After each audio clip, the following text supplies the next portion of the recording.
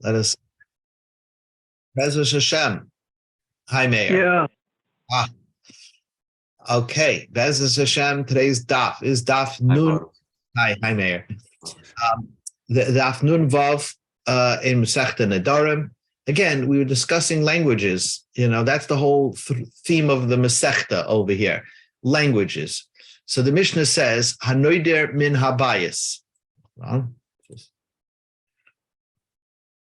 Okay. Yeah. Okay. So let's begin. Hi, Lewis. We just began. Daf nun hanoider min habayis. Somebody makes a neder that he's not going to go into a house. So what does that mean? Mutter ba'aliyah. He's mutter to go to the second floor. So because the house, when you make a neder, I'm not going into a house, you mean the first floor and the duplex basement probably. But the aliyah, the second floor, you're permitted to go into. Divrei Reb Meir. So says Reb Meir. Chacham says no. Aliyah b'chlal habayis. When the second floor is included in what you said, bayis, the house. So the second floor is included in that statement. But the Chachamim agree, hanoider min ha'aliyah. But if you make a neder not to go into the second floor, and in Yiddish it's called boidim, by the way. Macht the neder nicht zu gehen to the boidim, to the second floor. Mutter b'bayis, he's mutter to go into the first floor. So we have a machlekes between Reb Meir and Chachamim. If bayis includes the second floor, that's the shita of the Chachamim. But the opinion of Reb Meir is bayis is one thing, aliyah is another thing. So the Gemara goes to understand in two places.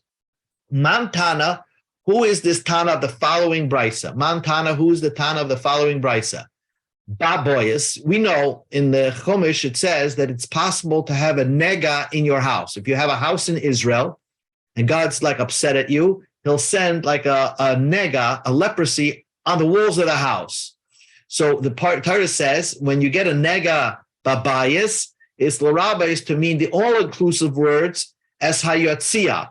That means it's supposed to be tzavia, means that even if you have a painted house, let's say your walls are painted gray, that doesn't interfere with the nega, because by a nega, leprosy coming onto your item of clothing, if it's dyed, then it's not leprosy. But if it comes on the walls of the house, even if it's colored, so it's still considered a nega tzaras in the house. Okay, but that's one. Then the pasuk says babayas, that the nega comes in your house. L'rabais, that includes asaliyah, that even if it comes on the second floor. So it's an extra word babayas. So we marba, we make it inclusive of even the second floor. That even if you get a nega on the second floor of your house, it's considered a nega. Omar Rav Chizda said, so who's the Tan of this brisa? Reb Meir, that's according to Reb Meir. Why? The Rabbanan, because if you said it goes according to the Rabbanan, Ha'amri Rabbanan said Aliyah b'chlal habayis. So that automatically the second floor is included in the word habayis. So lama li kara babayis li rebuya. Why do I need an extra babayis to say, to be marba, to make it inclusive of the second floor? Even without that pasuk, even without the pasuk babayis, we would still include the second floor. Hi, Shevin. Hi. We just began. Okay. Great. So basically, we have the machlokes. The machlokes is between Reb Meir and the Chachamim. When a guy says, I make a neder, I'm not going into my house, the Reb Meir says that means that you're not allowed to go into the first floor, but you're mutter to go in the second floor of the house. So the Gemara says that the Reb Meir must be the author of the following brisa that says that we have an extra word baboyes to include the second floor of the house, that the nega takes effect, could even take effect on the second floor of a house, because according to Rabbanan, you don't need an extra pasuk. Every bias, if the Torah discusses nega to a house, it means first floor and second floor. You don't need an extra pasuk to be marba that, because it's all inclusive in the word baboyes. But according to Rab Meir, you need the extra word baboyes because the word bias alone, If it would, at one time, it only means the first floor. That's why Rabboyas means to include the second floor of the house. So that's what the Gemara is right now assuming, that the author of that brisa is Rabbi Meir. So Abaya said, no, Afilu Tema Rabbanan. You could even say that brisa goes according to Rabbanan. But Bo'yakra, that you still need a pasuk to say that a nega could happen on the second floor of your house. Why? Why would I say? Because this whole thing of having your wall of your house to show up with a leprosy spot is like a derech nes. It's a miracle, right? But since the whole thing is a miracle, the salka daita chamina, I would have thought the Torah says, Hashem says, when you get to Eretz Yisrael and you're going to own a house, and I'm angry at you, I'm going to give you a nega, bebeis eretz achuzaskem. I'm going to give you a nega in the house of the land that you're going to inherit. So it's, since the Torah says eretz next to the word beis, so I would think the Torah was pedantic about it and says the mechaba ba'ara, the part of the house that's connected to the ground, shmei bayis, that's called a house. Aliyah, the second floor of the house, is not connected to the ground; it's on the connected to the house. Holoi mechaba ba'ara, that's not considered connected to the ground, and therefore I might think nega doesn't apply to the second floor of the house. That's why, even according to Rabbanan, you need an extra pasuk to tell you that no, that nega could happen at the second floor of the house as well. Okay, let's go into another point, and then we get to the next Mishnah. Again, the machlekes between Rab Meir and the Chachamim is that if someone says, I make a neder not to go into the house, Rab Meir says you only meant the first floor of the house, not the second floor. Chachamim said, no, the word house includes both floors. Kaman Arzla, who would be the author of the following Tishin? Hada Amar Rav Huna bar Chiya b'shmei Ula. Rav Huna said over a statement in the name of Ula. And the following statement was said. Ula said, Bayis bebeisi ani marchala. He said, a house in my house, I'm going to sell you. Now, nobody has a house in their house. What does that mean? So basically, what he's saying is like this. A guy went into a real estate transaction. He didn't even have to see the place. And they agreed that he's selling the house, a part of the house. But we don't know. Maybe he condoed his two-family house. So did he mean the first floor duplex that he's selling? Or did he mean the second floor?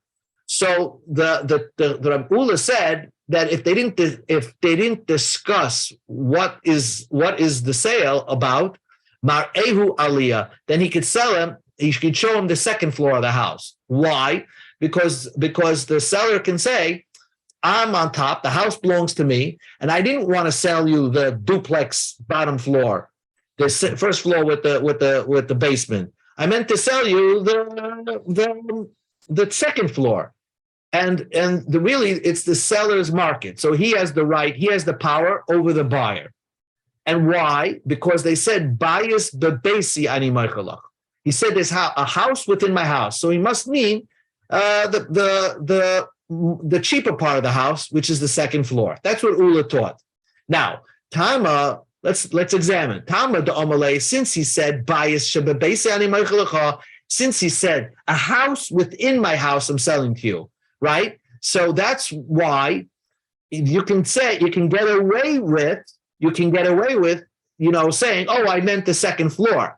I have a bias, but if you said the word house, stam, if you said the word house without saying bias bebesi, then you can't show him the second floor, because bias without adding the word bebesi, just saying the plain word bias without any adjectives attached. So that is only referring to the first floor of the house, the first floor, the first apartment number one. So that's really aligning itself with the opinion of Rab Meir, because Rab Meir says the word bias only refers to apartment number one, not the second floor. So Rab Meir. So the author of this teaching, Ula, is following Rab Meir, that if you would say bias without any bias bebesi, it means the first floor, not the second floor. And that's exactly what Rab Meir said. Answers the Gemara, Afila Tamer Rabbanan. You could say it goes according to Rabbanan. And really, if you said bias, you could refer to the first apartment one or the second floor. But when you say bias, a house within my house, it's not like you can, what he meant to say is, Ula is teaching you, my aliyah mu'ula shababatim, that if you say a house within my house, it means that if you have a few houses to sell, you have to give the best house that you have, not the second floor of a house. We're not talking about the second floor of one house. It means the guy is trying to sell, he has a bunch of houses to sell, and he says, I'm giving you a bias within my houses, within my portfolio of houses, right? So then he has to give the most significant and expensive house. That was on what was on the selling. So it's coming to go strict against the seller that you must sell, you must give over the best house. But this is not involved in the machlokes between Rav Meir and the Chachamim. New Mishnah.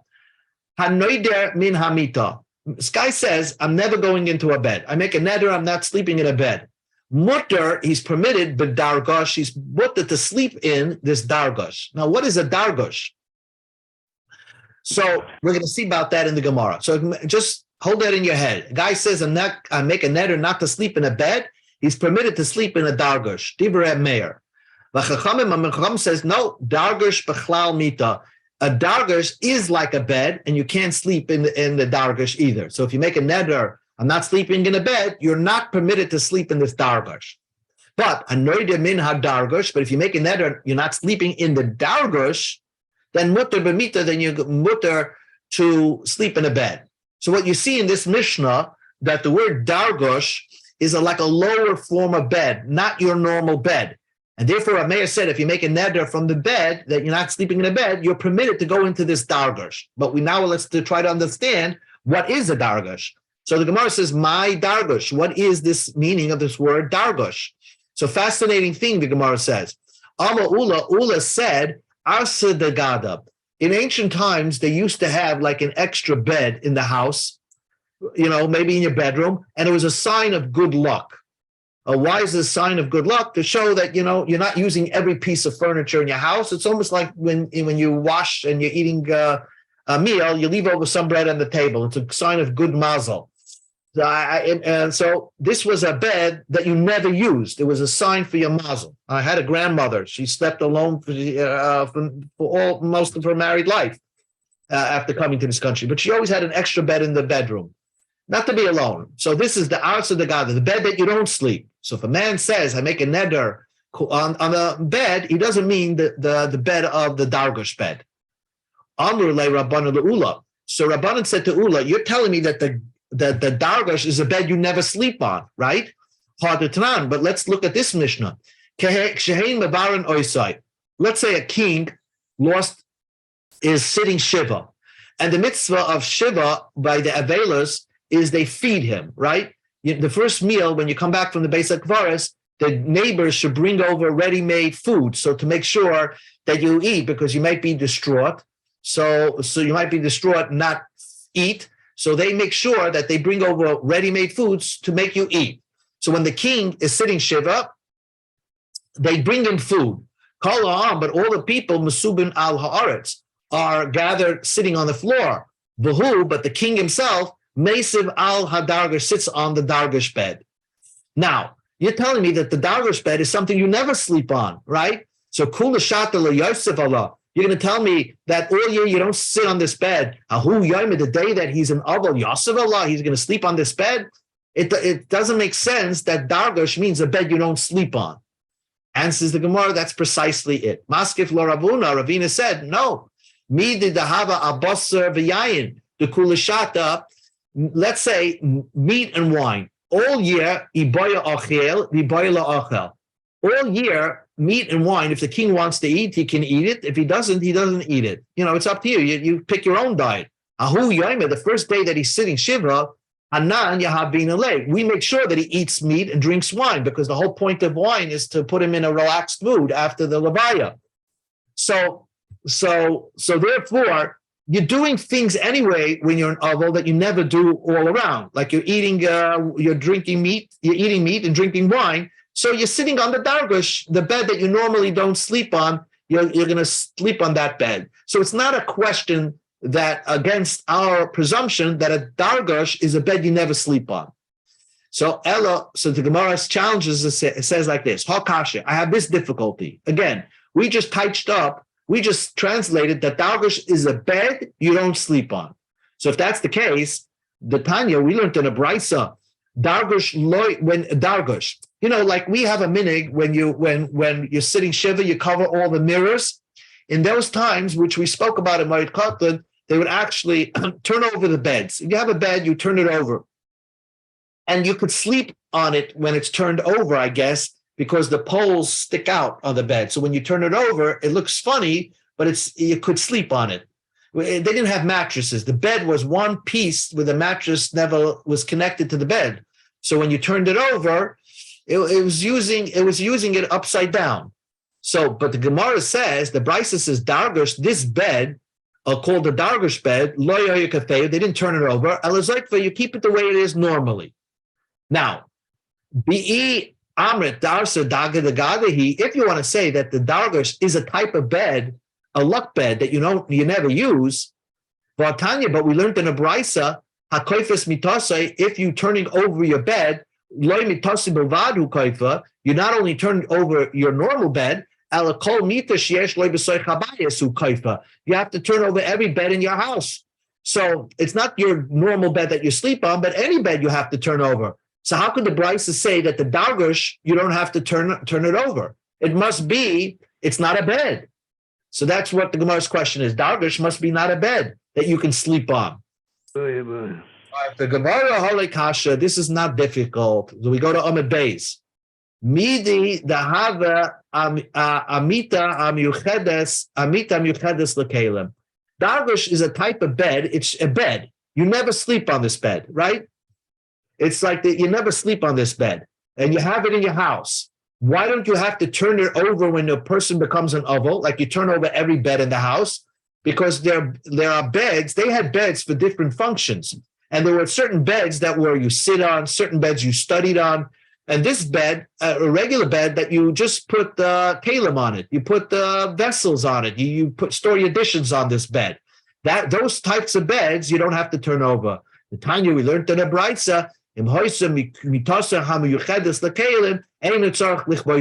you have a bed that's designated to put kalim on it, you don't have to turn it over. So dargash is a type of bed that you don't have to turn it over because it's not used. You never sleep there anyway. So that's why you don't have to play around with the dargash. So again, the Gemara is still holding by its translation of the word dargash. What's the translation of dargash? A luck charm bed that you have in the house that you never use. So the Gemara says, if you want to challenge it, I'll challenge it from here. Why? The Tanya we learned in the Brisa, Rabbi Shimon ben Gamliel Omer, Rabbi Shimon ben Gamliel says, dargash, when a person's an ovel, he doesn't have to turn over the bed, but mater karvitov, you undo its straps, v'hu naifil me'elav, and it falls by itself. So let's say it has straps, let's say it was like a cot with straps connected to the side posts of the bed, and you undo it. Now, the dargash, the Gemara doesn't understand this. The dargash, arsa degadahu, if dargash is a type of bed, but you just don't use it, right? But it's a normal bed, harvita mi isle, does it have these straps that temporarily tie it to a bed, to the post of the bed? It should be something that you never tie to the post of the bed, because it should be more permanent, like any bed, which cannot be loosened by just being attached to a side post. It should be more firmly attached. So the Gemara just challenged that dargash cannot be a normal bed that you don't use. So let's see what is dargash. He also Ravin Omar, when Ravin came from Eretz Yisrael, he said, Sha'ilti lahu mid rabbanan. I asked a major rabbi to explain me what dargash is. And Rav Tachlifa bar Marava Shemei, and his name was Rav Tachlifa, the man from the West. So he was more like secularized, right? And he explored museums and he just was a knowledgeable person. He was in the streets where they make leather goods. And he told him, my dargash is arsa tetzala. it's a leather bed. What's a leather bed? A leather bed would be something like this. You see this picture over here, a leather like bed. That's what this Rav Tachlifa interpreted. So the Gemara asks, Itmar, we learned in a brisa, a teaching. Ezer mita, what's the difference between a bed? The Ezer dargash, what is a dargash? Amar Rab Yirmiyah said, mita misorgin oise al gaba. A bed, you actually tie it around the bedpost. Dargash misargin oise migufoy, but a dargash you tie it in the bedpost. So if you take a look at the picture, a bed, you see it's tied around the bedpost. They use these strings and tie it around the bedpost, and there's supposed to be a lot more strings over here. A dargash would be something like this, where you tie it in the bedpost, in the boards of the bed. That would be the difference. So the Gemara asks, Meisvei, I'll ask you a question on that interpretation of the difference between a bed and a dargash. The Mishnah says in Masechta Kalim, a wooden keli, when is it susceptible to tumah? That if it gets tumah, you have to put it into the mikvah. Now, in order for something to be susceptible to tumah, it has to be a completed. You finished processing the item that you're making. If it's still in the process of being made, it's not called a keli anymore. It's not susceptible to tumah. It's only after it's completed and made into a finished product, then it's susceptible to tumah. So the Mishnah says, Hamita varisa, what's the final move that makes a bed or a cot something that is a finished product? When you smooth it out with the skin of a fish. Instead of sandpaper, they used the skin of a coarse fish. That was their sandpaper. And when you smooth out the side boards of the sand of the bed, that finishes the bed. Now, the mita mistareges al gaba, if you learned that mita is tied on the top of the boards, lama li shifas ar hadad, why should I need to smooth it? What the Gemara's question is if this is a bed right over here, and you're constantly covering the side of the bed with these strings, wrapping it around the sides of the board. So then, what's the point of sanding this down? You don't see it anyway, because it's covered by the strings of the bed. So the Gemara answers, you're right.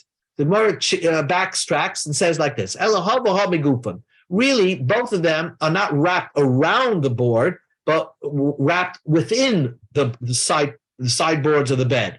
But mita ule vapuke v'bizne, mita will be put into the side post directly.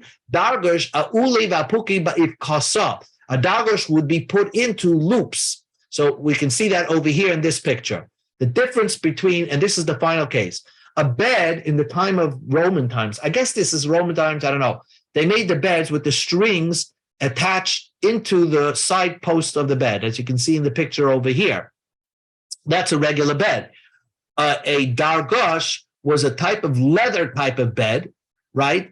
And this leather type of bed was connected to loops that were connected to the side post of the bed. So it probably hung down like a hammock. So I would guess the dargash is like a hammock within a bed frame, and a bed was more firmly attached to a bed frame. But the hammock was attached to a loop, which was attached to the frame itself. That was how the Gemara finally concludes it. Amar Rav Yaakov bar Acha Amar Rebbe. I'm sorry. Mita, a bed. Shenaklitao yoitzin v'zoikva v'daya. Let's say a person, again, you have to know how they had beds in the ancient times, but take a look at this bed. If a person has a bed in his house that looks like this, like a teepee, so you can't turn it over.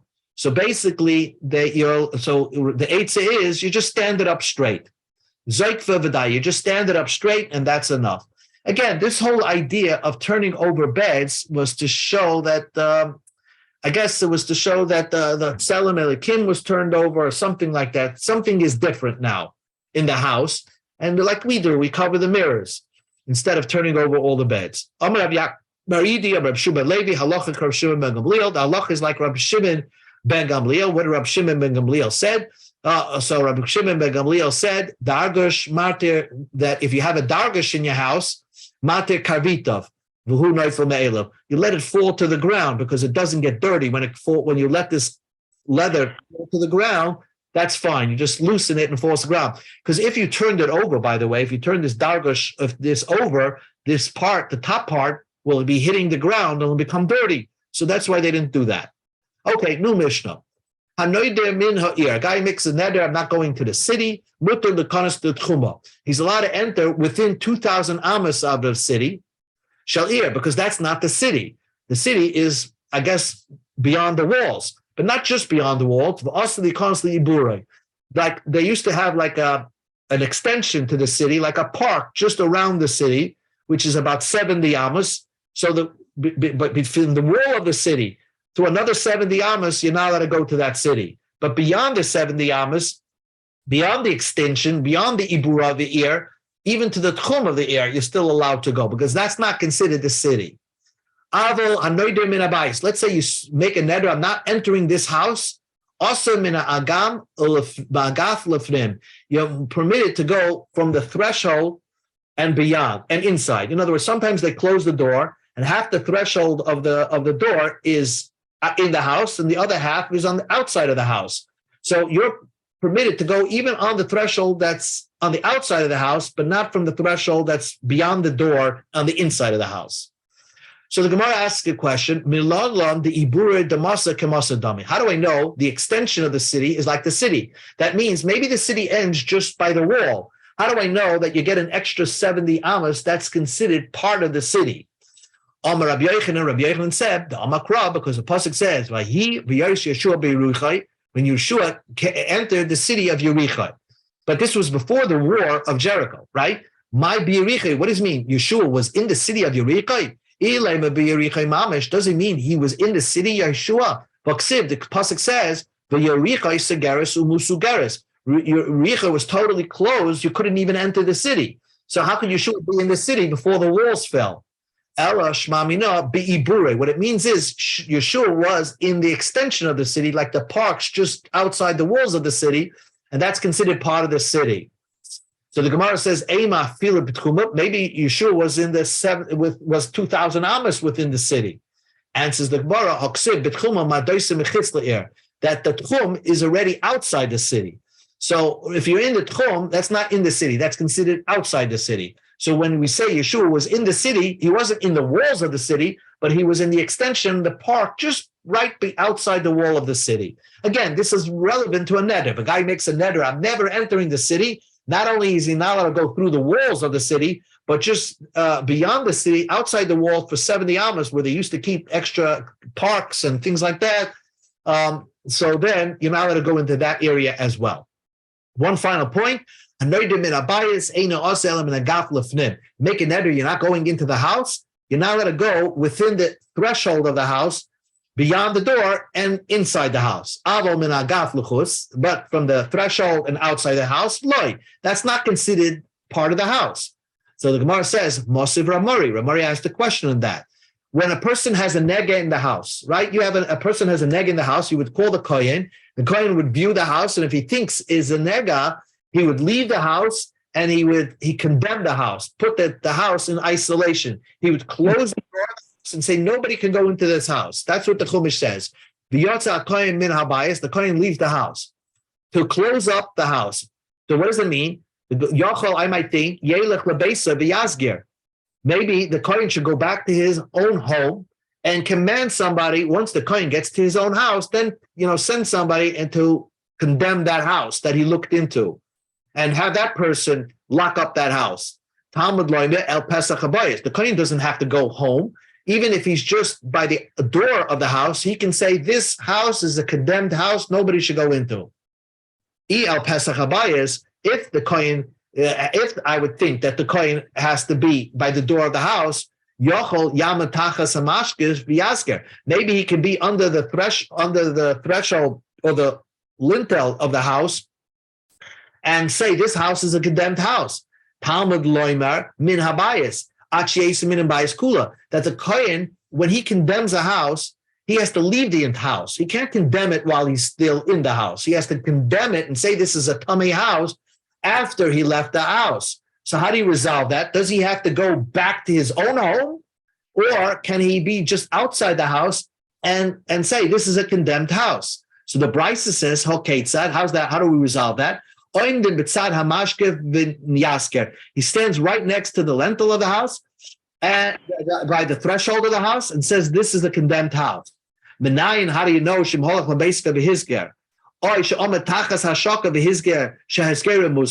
How do you know that if he went home and then said, this is a condemned house, or he didn't go outside the house, he's just standing under the threshold of the house, that his condemning, if he condemns a house at that location, it's still condemned. Talmud Bavli, no matter where the kohen is, if he condemns a house, that house becomes condemned and tamid.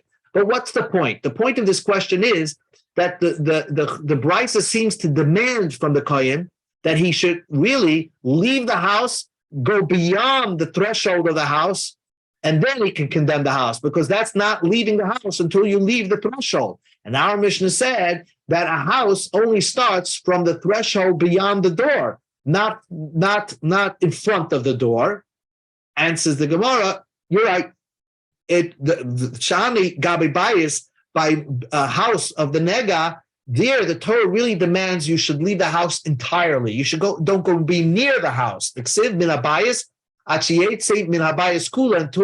go out of the house entire in its entirety. So therefore, by Nega, we require you to leave the house completely. Go out of the house, and then you can condemn the house. But when it comes to making a neder, if you make a neder, I'm not going into the house, you mean beyond the door, beyond the opening door of the house. That's when you're not going into the house. But you could stand on the threshold of the house, just outside the door, and that's still considered okay. So that just ends this discussion. Again, we keep discussing what a person means when he says something in a neder.